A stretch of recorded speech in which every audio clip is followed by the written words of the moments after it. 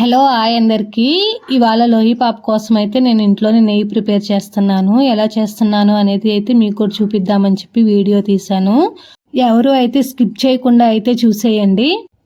మేము హైదరాబాద్లో ఉన్నప్పుడు అండ్ లోహి పాప కడుపులో ఉన్నప్పుడు అయితే మమ్మీ చేసి బాక్స్కి అయితే పెట్టి పంపించేది. నేను ఇప్పటి వరకు అయితే ఒక్కసారి కూడా ట్రై చేయలేదు. ఈరోజు లోహి పాపకి ఇడ్లీలో వేసి పెడదాంలే నెయ్యి అని చెప్పి చూస్తే అక్కడైతే లేదు. కరెక్ట్ టైంకి అమ్మ కూడా అయితే లేదు. అమ్ముంటే చేసి పెట్టేది. పొలంలో ఏదో పని ఉందని చెప్పేసి అయితే వెళ్ళింది. ఎట్లయితే అట్లయింది. కుదిరితే వస్తుంది, లేకపోతే ఇంకోసారి ట్రై చేద్దామని చెప్పేసి నేనే అయితే యుద్ధానికి సిద్ధమైపోయినట్లయితే నేనే ప్రిపేర్ చేశాను. చాలా చక్కగా వచ్చింది. నాలాగా రాకుండా సఫర్ అవుతూ అమ్మల మీద డిపెండ్ అయ్యే వాళ్ళ కోసమే ఈ మెయిన్ వీడియో అయితే.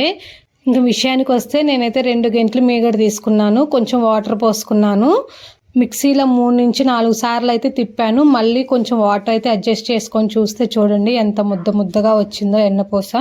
సమ్మర్లో అయితే కూలింగ్ వాటర్ పోసుకోవచ్చు, కానీ ఈ వర్షానికి ఈ వెదర్కి అయితే కూలింగ్ వాటర్ కూడా అవసరం లేదు. మీగడలో ఉన్న కూలింగే సరిపోతుంది.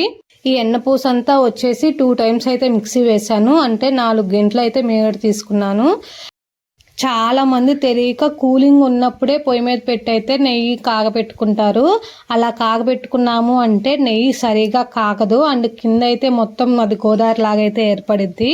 ఎప్పుడైనా గుర్తుపెట్టుకోండి, కూలింగ్ లేకుండానే కాగబెట్టుకోండి.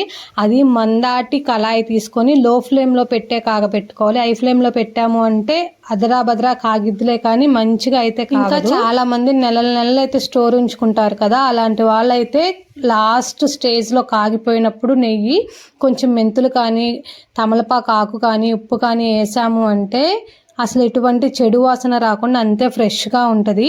నేను లోహి పాపకి ఎప్పుడు 10 డేస్కి ఒకసారి అయితే ఫ్రెష్గా పడతాను, మాకు ఇక్కడ దొరికిద్ది కాబట్టి. అందుకని చెప్పి అయితే నేనైతే ఏమి వేయలేదు. చూసారా ఏ కలర్లోకి చేంజ్ అయిందో. ఈ టైంలో అయితే స్టవ్ ఆపేసుకుంటే చాలు.